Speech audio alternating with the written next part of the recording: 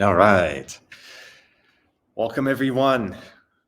Today is the first in a series of InnerPower events that we'll be participating in together. It's a little journey, a 6-week journey. For those who know me, welcome back. And those who don't know me, I'm Chris Rock, creator of the InnerPower program. I spent the better part of the last 25 plus years working at the intersection of design, psychology, and tech, working with Fortune 500 companies all the way down to Silicon Valley startups. And I learned a lot along the way. And especially when it comes to these high achiever environments, these companies that represent the echelon of achievement, I observed many different behaviors that I felt challenged by, and that in some ways I felt there must be a better way. A lot of pressure, a lot of stress, a lot of anxiety, a lot of deadlines. And I made a second career out of seeking help, advice, asking those who've been through these situations before how to manage them better. I was always taking a class, always signing up for the next event to learn to manage emotions better, become more aware of our thoughts. And that's really the foundation that this 6-week InnerPower program is based on. Is it step-by-step walk through all the different components that lead to not just better performance in professional life, but also in our personal life, because these are elements I soon discovered that apply to everything. They apply to our existence and the lens through which we view the world. And so much of that is based on our conditioning. Much of our conditioning is not our own experience. In fact, it's stuff we've inherited, things from our environment, but also that has been passed down through the generations. So those of us here today who are making a conscious decision to do something about that, we often identify ourselves as the black sheep in our family, in our environment.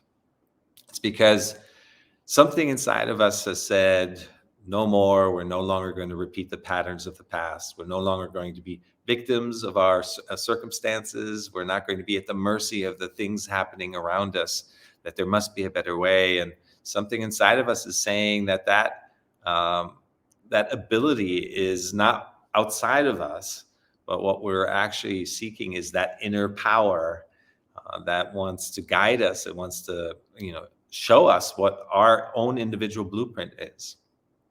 So that's where the InnerPower program came from, is to really unlock the wisdom within.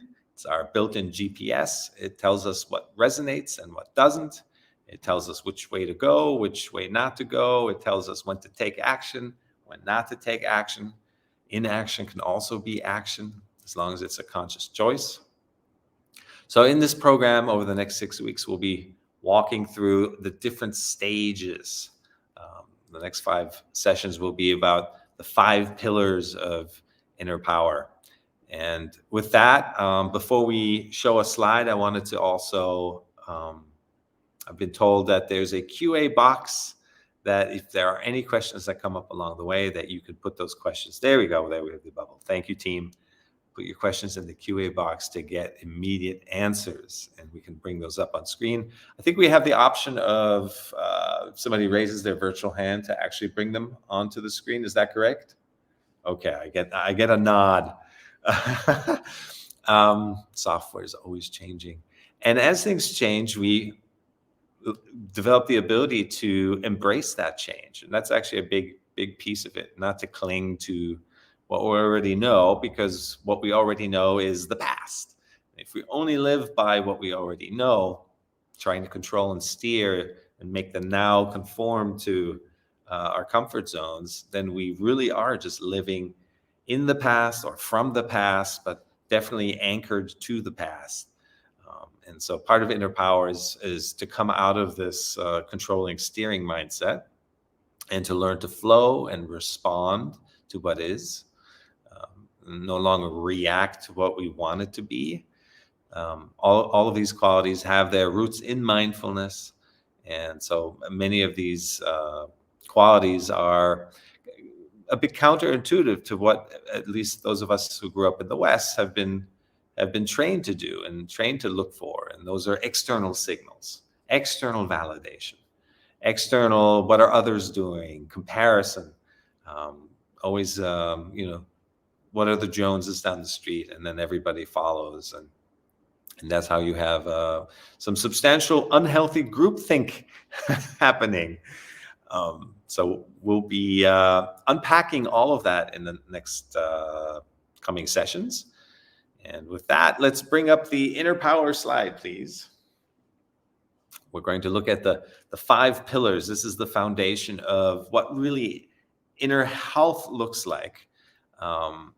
And here you have the initial overview. It starts at the top. We're going to work on inner clarity. Inner clarity, as it says, creates the space around your thoughts and relieves the pressure from constantly overthinking. Overthinking is such a big challenge for, I think, much of the world. And that's really what leads to a lot of the complications in life and also the animosity between people. Overthinking leads to a sense of separateness, that there's me and there's everyone else. There's me and there's life. There's me and there's nature. There's me and the tree. That it enforces distance between us when we're so attached and glued to our thoughts. And that way we start to spin around this idea that anything that comes along in our mind, we glom onto it, we identify with it, and ultimately identification with thoughts, not having any space, not having any choice. That is what classically is described as the ego.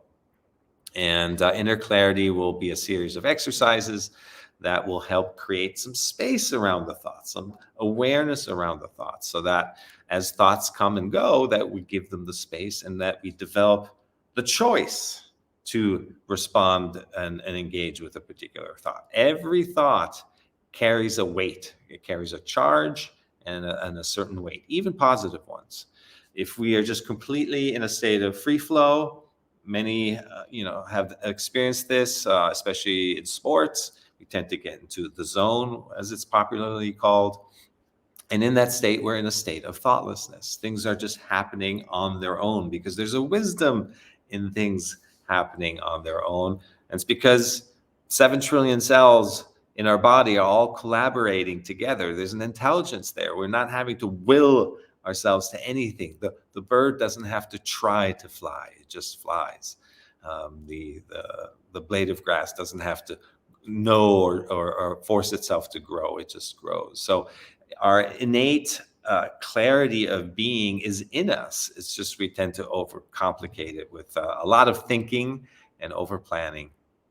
And really that's where anxiety and stress come from. So we'll be learning how to release and come out of that attachment to our thoughts in the inner clarity phase, which will be next week's session, the first session that we'll talk about. Okay, let's move on to the inner peace. That's the second pillar. When you have inner clarity and there's a thought awareness there, then immediately you start to make clear decisions, which lead us to the second stage, second pillar, which is a sense of inner peace. And that's really our feelings. So inner clarity deals with our thoughts. Inner peace deals with our feelings. And it's the second most important thing, that if we don't have a healthy awareness around our feelings, then we just wind up reacting to those feelings. So just like we react to thoughts, if we're too glued to them without a conscious choice space to decide which thoughts to engage in, same thing applies to feelings. If we just have feelings and we react to them, because all thoughts lead to feelings, that we don't really have a choice in how our environment dictates how we feel. And so we're always at the mercy of the things around us. And then naturally we try to control and change those things. But that's a losing battle, because things around us are always evolving, always changing. Everyone has their own path. And the nature of life is aliveness. It's happening. It's unfolding constantly. To try to jump in there into the fold of life happening and try to cling to a few things and just so they stay in place so that we don't have to confront our voids and our wounds inside. It's just it's a losing proposition. So in this inner peace, we're going to work on dissolving these stuck feelings that have built up inside of us from the moment we're born. There's already a reaction, resistance of our spirit coming into the body, and like, oh my gosh, where are we now? And having to make sense of all that. We spent a large part of our initial existence dealing with this body, dealing with this mind, and who are we, and this identity, and so much anguish comes from that because we're just in general resistance to being, and that of course is part of the journey. A big part of the journey is to just be comfortable with being, with who we are inside, outside, and start to really flow with the life around us, as opposed to just seeing ourselves as separate. So inner peace will really help in that it sets a harmonious tone between yourself and your feelings. As feelings arise, just like with our thoughts and inner clarity, we observe them, we allow them to be in their fullness. And there's a deep recognition that starts to arise from there, that our feelings and our reaction to our feelings are two separate things. Meaning, there's a sensation that we experience in our body. All feelings show up as sensations in our body somewhere, and as a response to an input. But then the way we react to that feeling is actually most of our experience. 80, 90, 95, 98% of what we experience in any given situation is actually us reacting to our feelings. And so when we can learn, I like or I dislike, essentially judging what we're feeling and judging ourselves in that process. So to come out of that self-judgment and to allow just the feeling to be there and to tell us what it needs to tell us. Situation resonates, situation doesn't. It's for me, it's not for me. Take action, don't take action. We need that inner clarity of the mind, and then the inner peace of allowing our feelings to just be. And in that state, we burn so much less energy, so much more attention and awareness, and space for joy starts to arise, and ultimately, a sense of peace and bliss is what we walk away from when we can just allow our feelings to be, our thoughts to be. They have something to tell us. They have something to show us about ourselves, and to just learn to work with that, work with these amazing tools and this feedback mechanism that the wisdom in our body that we've been given. That's really that's where it's at, and from there we can start to return to our natural state, which is, that's the next stage, inner joy. So inner joy, we're naturally high vibrating beings. Without overcomplicating things, most of our being is just like, especially when we come out of this exuberant childhood of play and curiosity, that if we're able to maintain some of that, then we just stay in a state of joy. So it's really, our job is not to make us happy. We try so hard to make ourselves happy, not realizing that the trying is really what weighs us down. So if we come out of the addiction to thinking, and if we come out of the reaction to our feelings, then it raises our vibration back to our natural state, which is this inner joy. The vibration that we experience when we're in that joy is not dependent on our environment. It's an internal frequency. So we no longer try to control the things around us to make us feel a certain way, which is at the foundation, it's at the root of much of our struggles, as much of our frustration with life is that we can't control our environment so that we can feel a certain way. And we spend days and weeks and months and years and decades trying to wrestle with our surroundings, especially the people around us, and get them to think like we think and feel like we feel and judge the way we judge.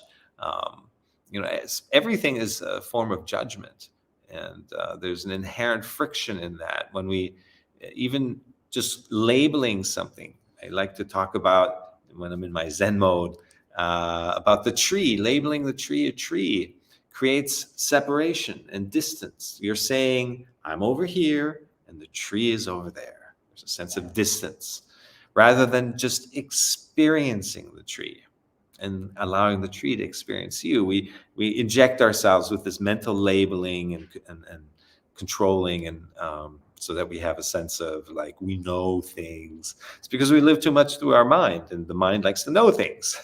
So when we're in our head all the time, we're always trying to label and understand and control and define things. And then things, as we discussed earlier, become knowledge, and knowledge is stale. Knowledge is the past. It's okay to bring in knowledge, experience, and apply it to a situation, but the situation, the unfolding of the situation is what matters the most. That's where life's happening. That's the present moment, and nothing else really exists. As we do that, as we create inner clarity in our head and inner peace in our body, that the natural vibration raises up to where we normally are when we're not weighing ourselves down with a lot of attachment to thoughts and feelings. All right. So far, so good. Let me just check here. Okay. All right. Okay. Moving on to the next pillar of inner power, which is inner fire. So once we are no longer consumed by thoughts, once we have that mental clarity and seeing, clear action leads to clear results, so that there's a feedback mechanism there as well. So we're not just floating in space and hoping that someday we'll have inner power. There's a growing awareness throughout this process, moving it into the relationship with our body through inner peace, noticing that our vibration is starting to just rise naturally, and we feel happy for no reason. It's because there's no external reason anymore that we make ourselves dependent on. So it's a vibration of internally of our relationship to just merely being, which is a miracle. It's a miracle. Everything around us that it exists is just fantastic. In a way, that's why, if we want to spend a philosophical moment, that's why we are not supposed to really know what this is all about, so that we can appreciate the miracle that it all exists. If we could see behind the veil and understand, the motivation and how it all works, then maybe we wouldn't be so compelled and intrigued by life. But it is important to understand that we have a responsibility to ourselves and to live in the highest light and to tap into our inner power by being aware of our mind, being aware of our body. And that's ultimately what we are. We are an awareness of all of this happening. We are not our thoughts. We are not our feelings. We're an awareness of those thoughts and feelings and everything else. So once we get into that place with a high vibrating, a clear mind, being able to feel our feelings without amplifying them, right? That calms us down. It brings us out of this roller coaster experience, and noticing our natural vibration is rising to where it should be. Then it starts to make room for this inner fire. So inner fire unlocks your true capabilities, so you can slow down and yet become more productive than ever. You slow down because you're no longer in this mind chatter. You're no longer reacting to things around you. You're no longer consumed by just controlling and steering and looking around, what are the others doing and what do they think of me and so forth. And once you clear your slate from all of that noise, and you're starting to see it and live in the joy and the miracle of things, then you can really step into your power and start to just be so much more efficient. And it feels like it's slowing down because you're just not consumed by the clutter, but you're also speeding up in a way because you're just able to be more effective, and in that you have a choice in what thoughts you give your attention to. Each thought, like I said, has a charge, positive or negative, and then there's a degree of how charged it is, and what we give our attention to is what we become. So as long as we have a choice in what thoughts to engage in, then we have a say in how we feel and what we consume. So when we become very vigilant in our awareness of what we give our attention to in all of this, what thoughts to give our attention to, what feelings to give our attention to. It's not about pushing anything away. It's all about allowing things to just be, because the natural motion of all thoughts and feelings and all of life is to come and go. It's in motion. It enters our experience and it exits our experience. Unless we inject ourselves and we attach ourselves in some way, either by judging it as a positive thing and then we cling to it, or by judging it as a negative thing when we resist it. But both the clinging and the resisting is a giving our attention to something, thoughts or feelings or situations around us. And that attention, that reaction is already you've become the situation. You're not allowing it to just flow by. By reacting to it, positively or negatively, you have now engaged and given your time, your precious lifeblood, your essence, your energy to whatever it is you're reacting to, that you're giving your attention to. So we have to become really, really vigilant in that. And the way to become that is through awareness, greater awareness, clearing the mental clutter, the inner reactivity to feelings, and coming from a place of joy. And in that joy, there's ease, there's creativity, there is an allowing, there's a surrender. These are words any of us who've been on our journey for a while, these are words we've all heard, and maybe we've struggled with them. It's like, what does that really mean? I remember working with a coach, and the reason why I hired this person, I found them and then reached out, was because I was struggling with this idea of what's the difference between acceptance and surrender. I really wanted to understand that because the nuances matter. And even later on, reminders matter. There's so much to our inner world and who we are, and really peeling away these layers of complexity so that we can get to our really simple and easy and natural core. That's the journey. That's what we're here for. We're not here for the career or to even have a family. These are all reflections of who we are. These are situations that let us get to know ourselves better, that tell us something about ourselves, so that we can become more aware of ourselves. So everything we engage in is secondary. The primary purpose of our existence is to learn and grow and become more self-aware. Consciousness becoming more aware of itself.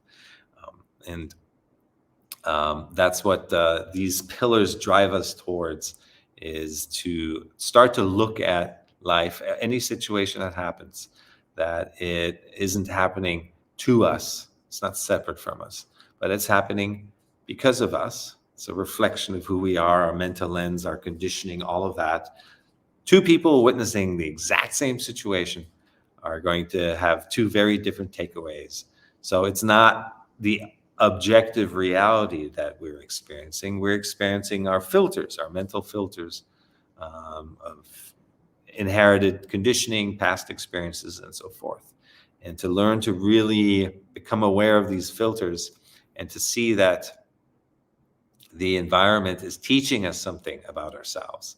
That is a key in shifting out of this blind reactivity, blind living, blind just following, and realizing that we are not separate. We are really connected and one with everything. There's an interchange that's always happening. And from this place, the connected place, we no longer feel lonely and afraid and small and anxious. It's us against the world. All of this stuff comes from the mental labeling and feeling ourselves as separate.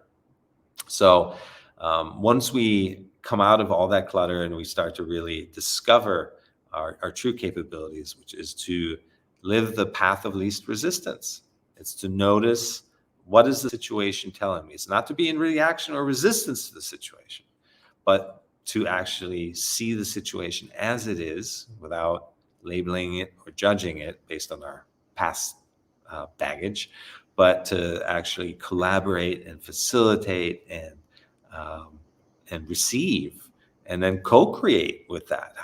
What better partner in life can one imagine than the infinite potentiality, as Deepak Chopra would say, of everything around us, that the source of creativity and life unfolding, the infinite possibilities that exist that we just have to be open to. When we're not consumed by the clutter, we're open to it. When we're not trying to control and steering, we're open to it. When we are not at the mercy of things happening, and when we actually have a choice in what we want to engage in, that's when our true capabilities come to life and we become more productive than ever. Because out of all of that, and that takes us to the fifth pillar, our inner purpose starts to arise. And let's move the slide to the inner purpose. There we go. And it's not just about engaging with our environment randomly. There's things that resonate and that don't resonate. So why is that? Well, things that resonate, what resonates is your inner blueprint. It's something inside of us that says, this is for me, and it's something that I'm supposed to engage with. And the things that don't resonate is like, I don't need to spend time on that. So we can go through life and making decisions that consume us for decades, and only to then realize, we've been chasing an outcome. We're hoping to find happiness, permanent happiness in achieving things, only to realize that if we do achieve them, it's fine, but it's temporary happiness. And so where is that permanent joy and happiness and fulfillment and purpose? Well, it's from within, and it's not based on an external goal. So all of this eventually leads to a realization of your true purpose as it is there from the get-go. And the task, we become conditioned with so many layers of complexity and outside voices, many of them well-meaning, that you should be this, you're good at that, but it's not, those voices are not us. They don't know us. Even our own parents really don't know who we are. They have their own life experience. They have their own stuff that they've inherited, that they consciously or unconsciously pass on to us. And then we wind up having to sort through all of that, which is what is really us, our true inner self, and what somebody else told us. And we can kind of grow up absorbing everything, and so we get lost and mired in the mud of all of that.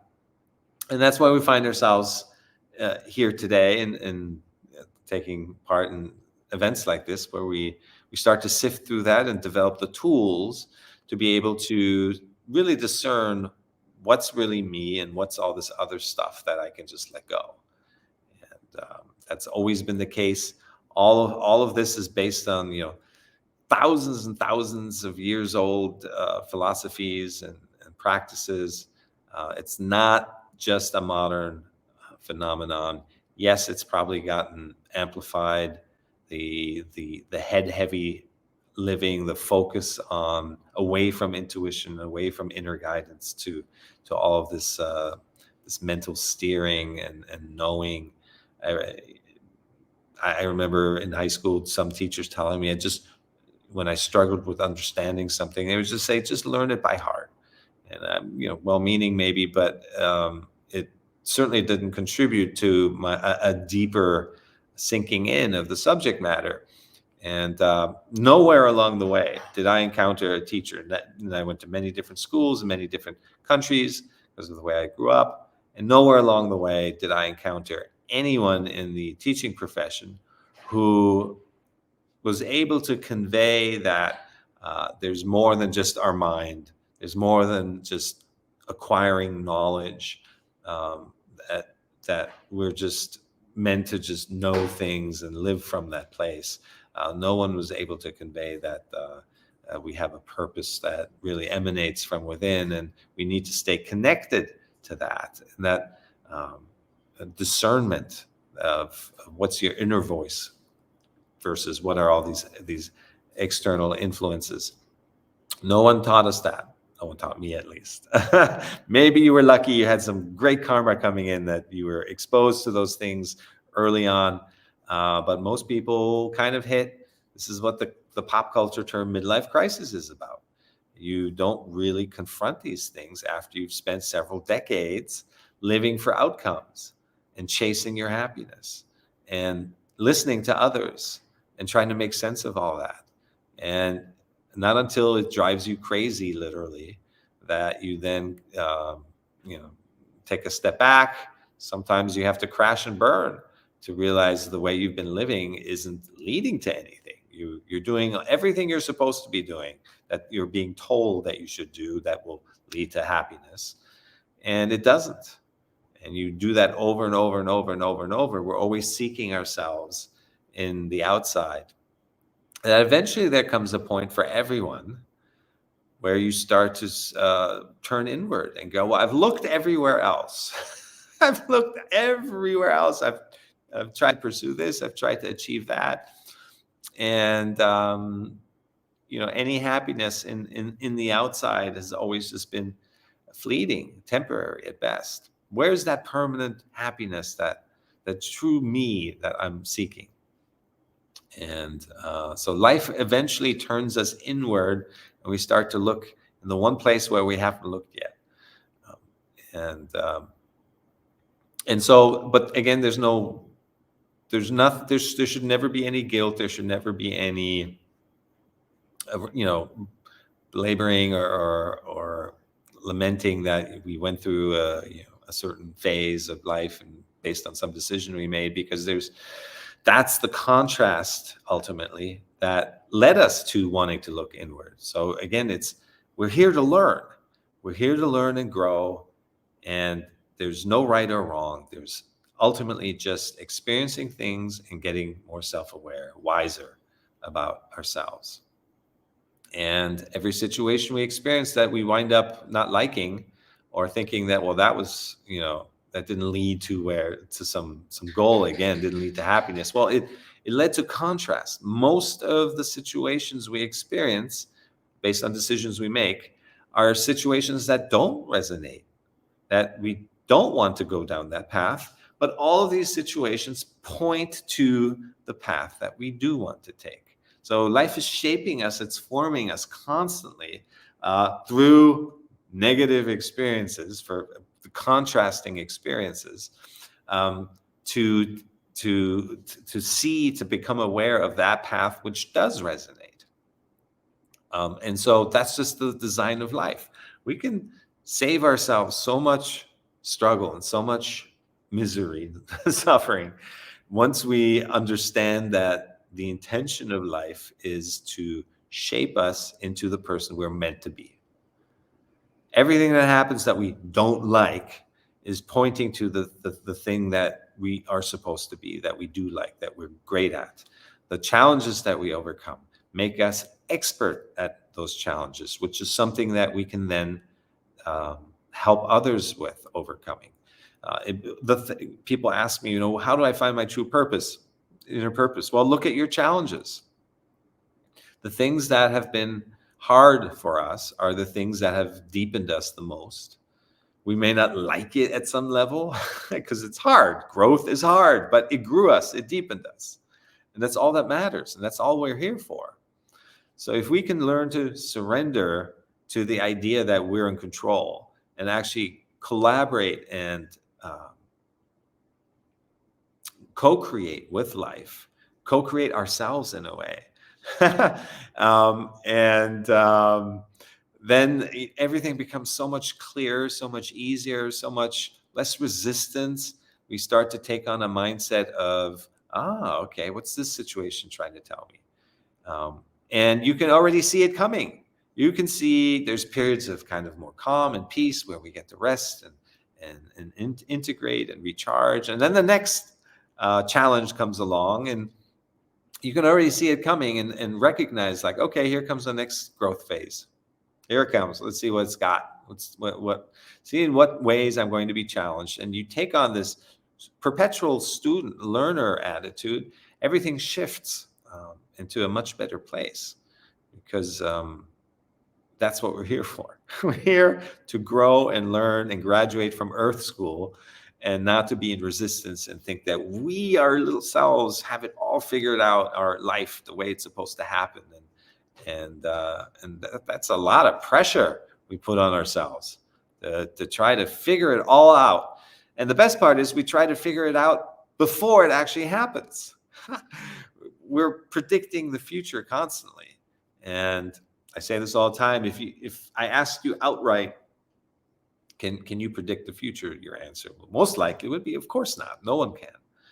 Yet that's how we're conditioned to live. That's how most of us grow up, is that we make a plan and we try to execute and pursue that plan. That plan is going to lead to happiness or wealth or abundance or something.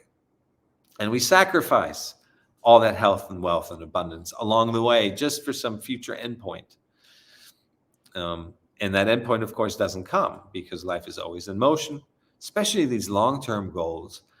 You yourself are changing this entire time. All day long, experiences are shaping us into a new version of ourselves.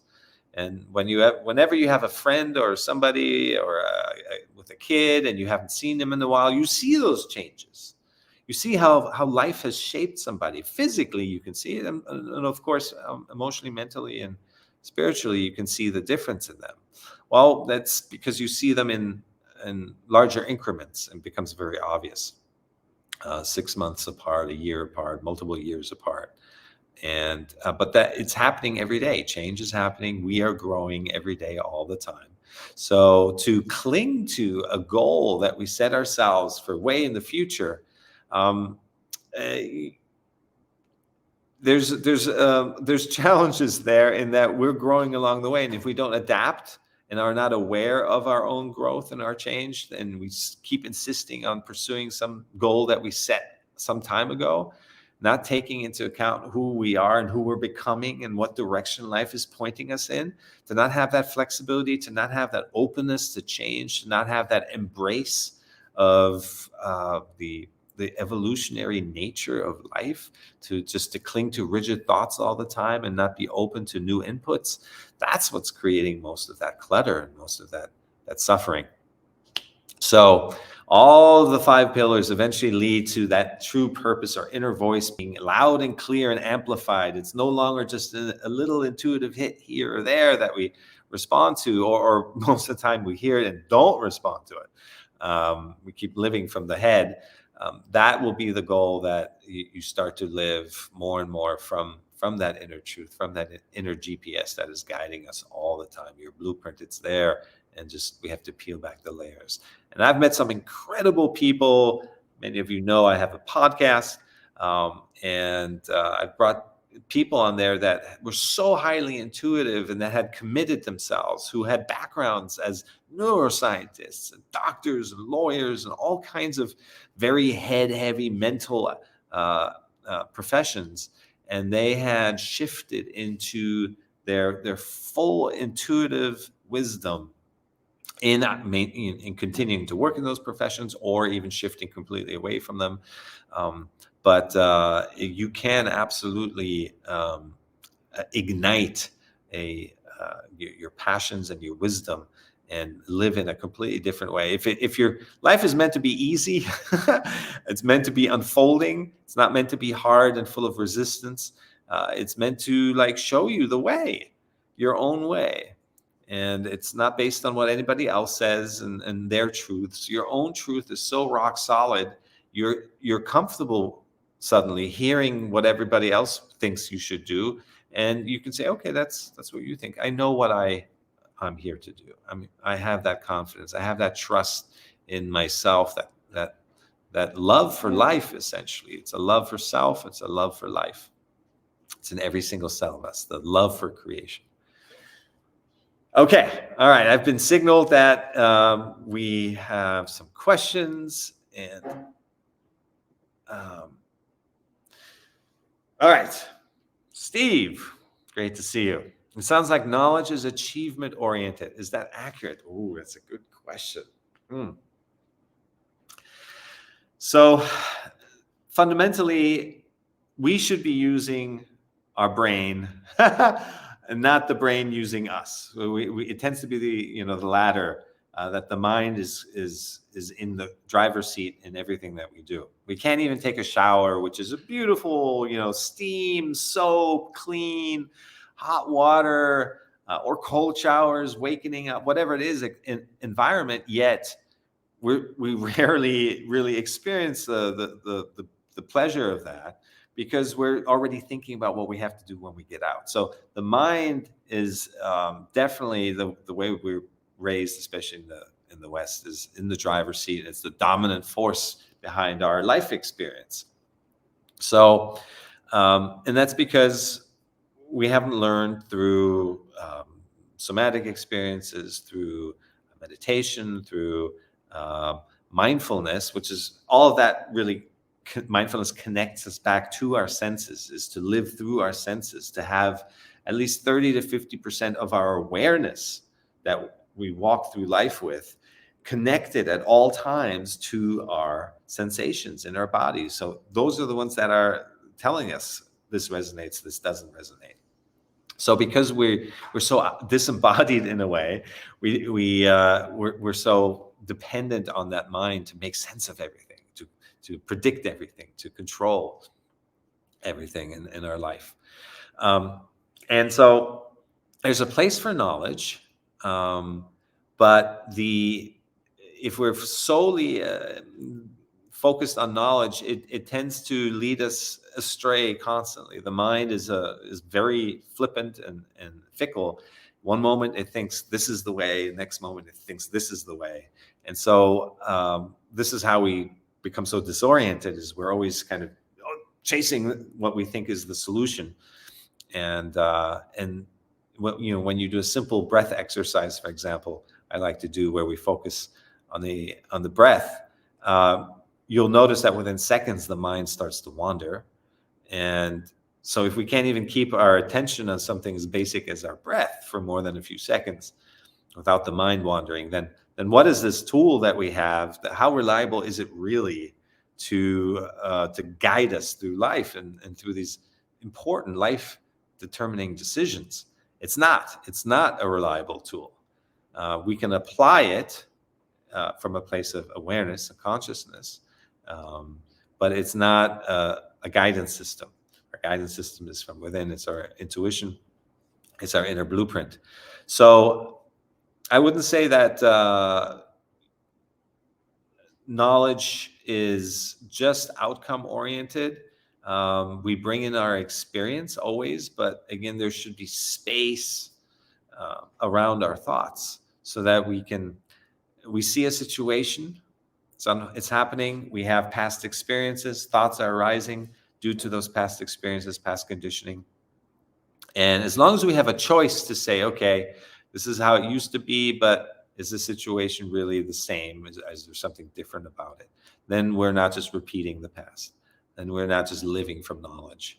As long as we can apply our knowledge in a wise manner, in an aware manner, then it becomes helpful and useful. You don't repeat mistakes, or you know solutions that maybe partial solutions that will help you deal with a particular situation. Now, not just blindly repeating stuff from knowledge, but to use that knowledge as a data bank of experiences that you can pull in with awareness, and then help it shape the situation. So it's a great question, but we shouldn't. Mindfulness is never about pushing away our thoughts. There's great thoughts. There's great knowledge that inspires us all the time. But again, that comes down to the ability to choose which thoughts to engage in and which ones to just let go because they're just not beneficial to us. We are not our thoughts. If we can become aware of our thoughts, we're not our thoughts. We're not our feelings. If we can be aware of our feelings, then we're neither of those things. We are the awareness of our thoughts and feelings. So use knowledge in a wise manner, and I think that will provide the guidance without getting too attached to the achievement or the outcome. So I hope that helped. Yes. Next question. Okay, wonderful. You know precisely what to do, but how do you find that inner strength and actually make it happen when you failed too many times before? All right, great question. Fear of failure is a big mental thing. It's, again, past experience. It's that knowledge that we have something, a knowledge that we tried something before and it didn't turn out the way we wanted. And now there's this fear attached to that. And it's part of how tricky and really muddled living from just knowledge from the mind, from the past becomes, because all of these we start to avoid behaviors. We're not really responding to what's in front of us anymore. We're wrestling with our own thoughts about past experiences, and that removes us from the present moment. And when we're removed, when we go down those rabbit holes of thoughts, that's where fear and anxiety lives. That's where it flourishes in that space, because it's like this endless canvas where we anything goes. and sometimes our own mind snaps us out of it because it's so ridiculous when we go down certain rabbit holes, thoughts. So I would say the ability, again, to just notice your thoughts. The word notice is really powerful. It ensures that you stay on the side of awareness and don't get too identified and pulled into thoughts. And if you get pulled into them, that's fine. Just notice that you're absorbed and then come back out of it. This is what we'll work on next session in the inner clarity. All right. Okay, yes. So we wanted to also come to the end of the hour. This was an overview. If you have, we'll really start jumping into things next week. We'll still be promoting this event for another week. If you have friends or family or others that you think could benefit from greater awareness, which is everyone, but they have to have a willingness, of course, then please invite them. This is an open to all audiences event. But we do have a private version of this, a private member club, our InnerPower membership. There we have it. Comes with a 14-day free trial. And that's where you have more access to me, because I'm in that group moderating. We're on WhatsApp, but we'll also do pop-up Q&As and events like this that are within a safe community and a safe, nurturing environment. And I'll sometimes post funny pics of myself in my life, as we had the other day. I sent out an example of how I deal with work emails. It had nothing to do with meditation. And so, but these are real life situations that we're talking about and trying to come out of the pressure and the resistance and the heaviness of our existing model and our existing wiring.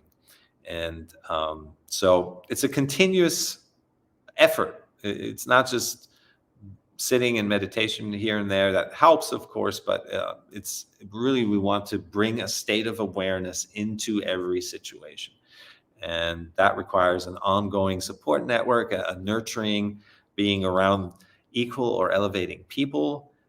That's one of the biggest challenges when we find ourselves on this journey and we're the black sheep, and we feel we can't talk to anyone or share what we're going through. They think we're crazy. We can't tell them we're going to, a mindfulness retreat, having to make excuses so they don't think we're woo-woo. But this is InnerPower community is a safe and nurturing place for all of us to have moments like this, and to share our wisdom and insights and ask questions and get answers. So I welcome anyone that can click there, and it's no risk. If you don't like it, then you don't have to continue. But I'm positive, certain that you'll enjoy the friendships that you make there. Anything else? Oh, coaching, yes. I also provide one-on-one coaching for those who are interested and have more specific issues and challenges that you'd like to work on and overcome. And there's some very effective, powerful ways that we will touch on in the coming weeks. And if you ever feel like there's any aspect of that you really want to drill in on, then I offer the private coaching, where we can starts with a complimentary session always, and we can really feel you out and see if we can create a plan of awareness for you. So with that said, we're at the top of the hour. Thank you, everyone, for joining. Being signaled, maybe we should end in a quick 5-minute meditation.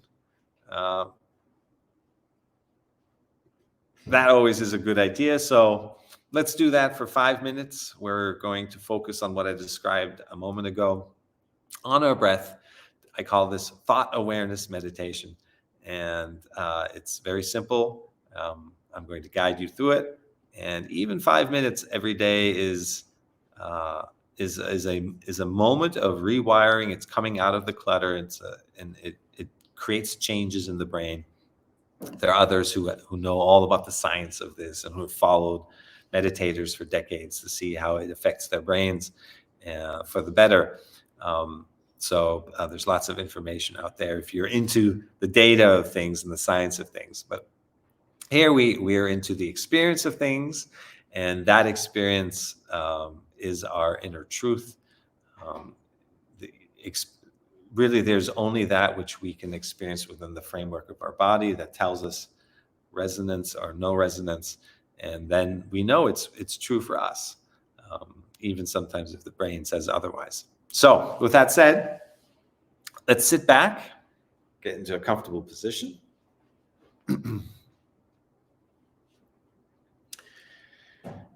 And with our eyes and mouth closed, let's focus on the incoming and outgoing breath at the entrance of our nostrils.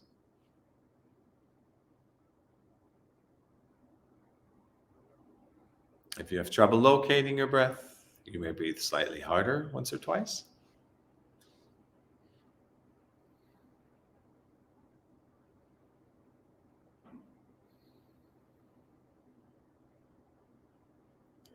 And then return to natural breath, normal breath.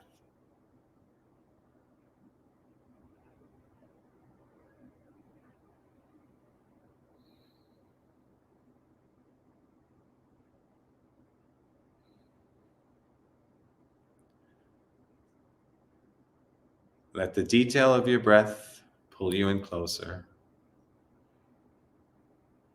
into the present moment.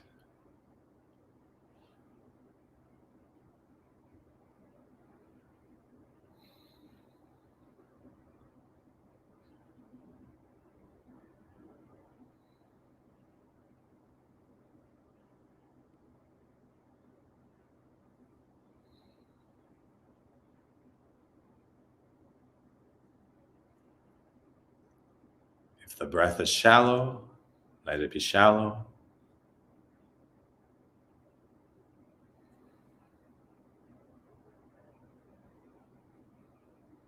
If it's deep, let it be deep.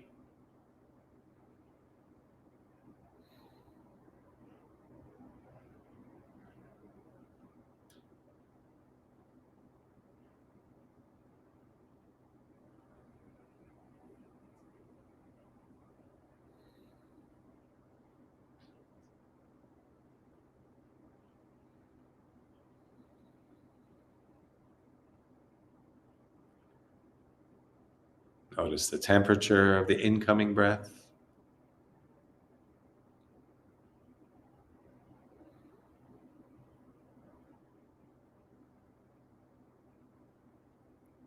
Notice the temperature of the outgoing breath.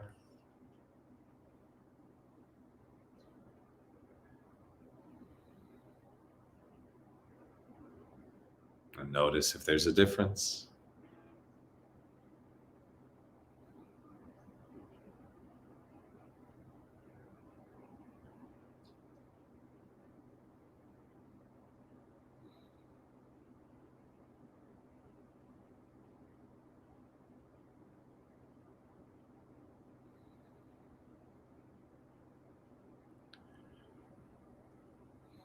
Notice the pace of the incoming breath.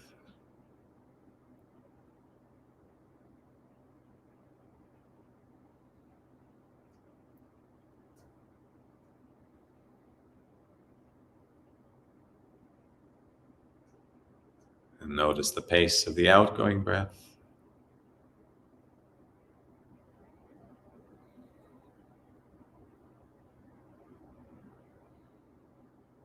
And notice if there's a difference.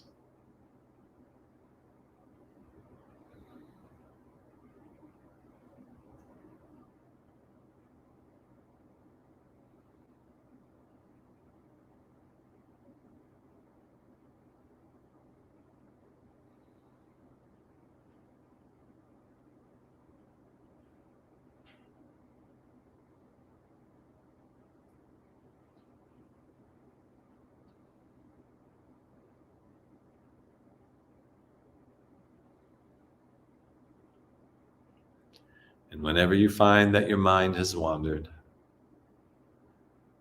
simply notice it. And with as little frustration as possible, bring your attention back to the incoming and outgoing breath at the entrance of your nostrils.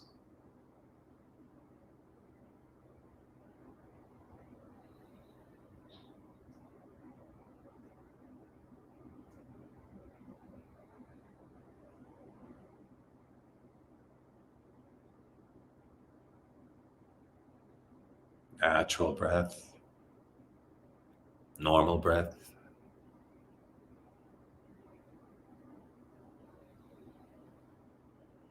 Observe your breath as it is, without wanting it to be different.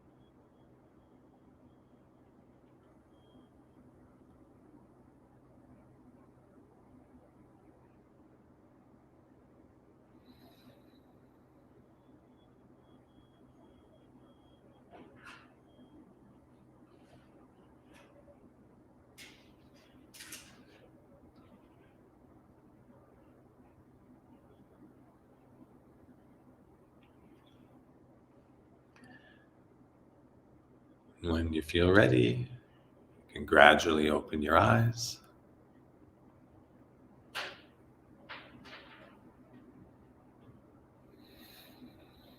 Notice your environment.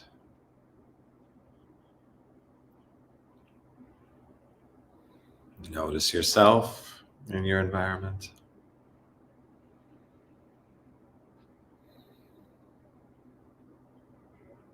Notice the energy in your body.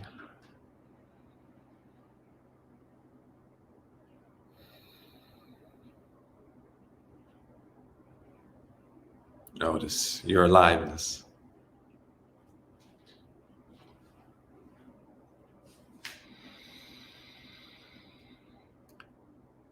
Even just a few minutes of stillness, so nurturing.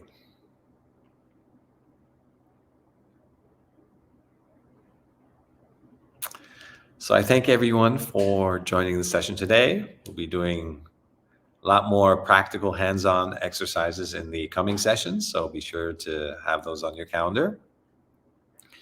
And for many of you, it's Sunday night, so thanks again. I hope this was a great cap to your weekend, and I wish you all the best for the coming week, and we'll see you again next time. Be well.